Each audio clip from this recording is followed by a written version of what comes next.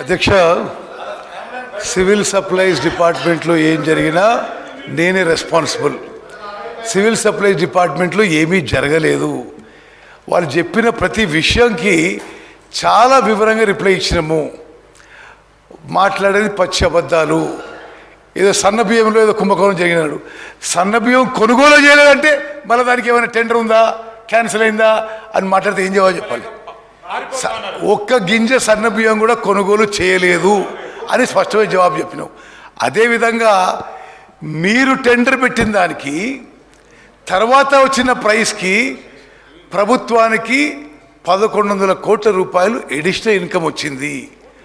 అదేవిధంగా మీరు అవలంబించిన తప్పుడు విధానాలతో మీరు రబీలో ప్రొక్యూర్ చేసిన ప్యాడీ ఇప్పుడు మిల్లర్ల దగ్గర లేదు స్టాకు అని చాలా స్పష్టంగా చెప్పడం జరిగింది. అదేవిధంగా ఆన్ రికార్డ్ అధ్యక్ష,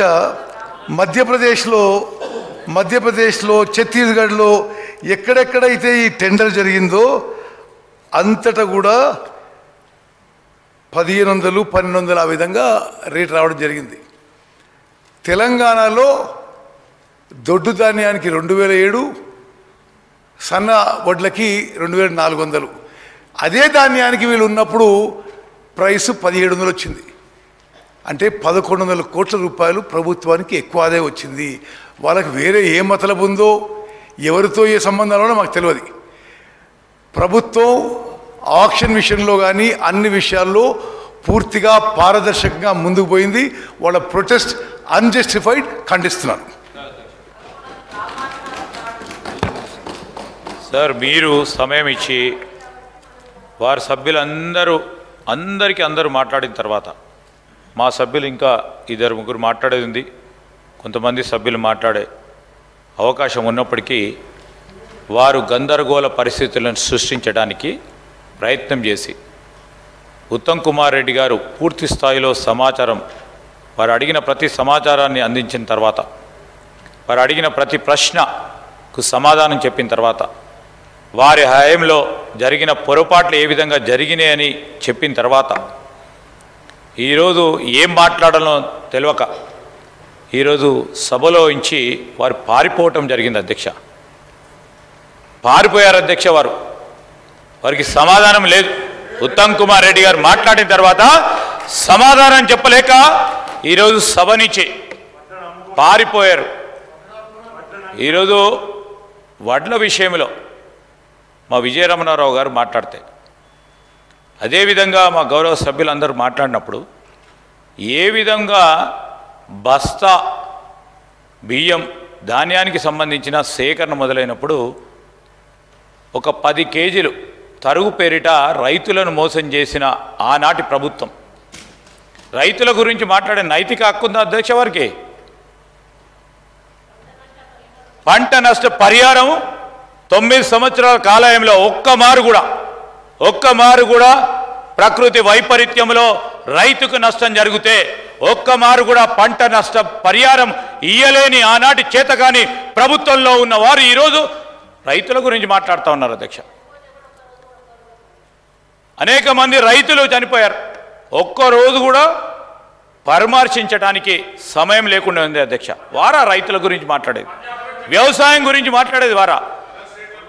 ఈరోజు సన్న రకానికి సంబంధించి ఎప్పుడు లేని విధంగా ఉత్తమ్ కుమార్ రెడ్డి గారు ఒక సాహసోపేతమైన నిర్ణయం తీసుకొని ఇక్కడ వ్యవసాయానికి సంబంధించి పెద్ద ఎత్తున రైతులు ముందుకు రావాలని, సన్న రకాలు ఈరోజు పెద్ద ఎత్తున ఇక్కడ మనం ధాన్యం పెంపొందించాలనే ఉద్దేశంతో ఒక నిర్ణయం తీసుకుంటే దాన్ని స్వాగతిస్తామనుకున్నారనుకో. స్వాగతించేది పోయి ఇష్టరాజ్యంగా అడ్డగోలుగా బురద చల్లుతాం. అదే మేము వారిపైన బురద చల్లుతాం, అందరిపైన, ప్రభుత్వం పైన అని, మీరే తుడుచుకోండి అని చెప్పే వైఖరిలో ఇప్పటికి కూడా చాలామంది సీనియర్ శాసనసభ్యులు ఉన్నారు.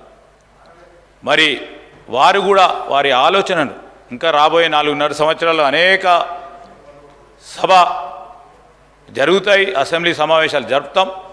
ఈరోజు ఇన్ని గంటల పాటు మనం చర్చించుకుంటామంటే ఈ ప్రభుత్వ స్పిరిట్ని వారు గుర్తించాలి అధ్యక్ష.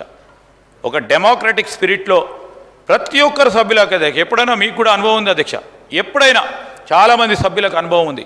ఎప్పుడైనా ఇంతమంది సభ్యులు మాట్లాడారు అధ్యక్ష డిమాండ్స్లో? ఇంత డిమాండ్స్లో మేము కూడా ఉన్నాం అధ్యక్ష. 5వసారి శాసనసభకు వచ్చాం. ఆనాడు 2009లో 1999 నుంచి కూడా శాసనసభను చూస్తూ ఉన్నాం అధ్యక్ష. ఏ ఒక్క రోజున ఇన్ని డిమాండ్లకు పెద్దలు తుమ్మల నాగేశ్వరరావు గారు ఇంకా 85 నుంచి ఉన్నారు. ఎప్పుడైనా డిమాండ్స్ సంబంధించి ఇంతమంది శాసనసభ్యులు చర్చలో పాల్గొని ఒక ప్రోగ్రెసివ్ థాట్స్ వారికి ఏవైతే ఉన్నాయో ఇచ్చే ప్రయత్నం చేయడం జరిగింది అధ్యక్ష.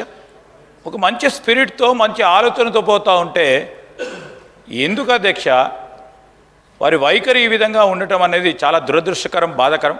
మేము ఖచ్చితంగా వారి వైఖరిని ఖండిస్తూ ఉన్నాం అధ్యక్ష. మినిస్టర్ గారు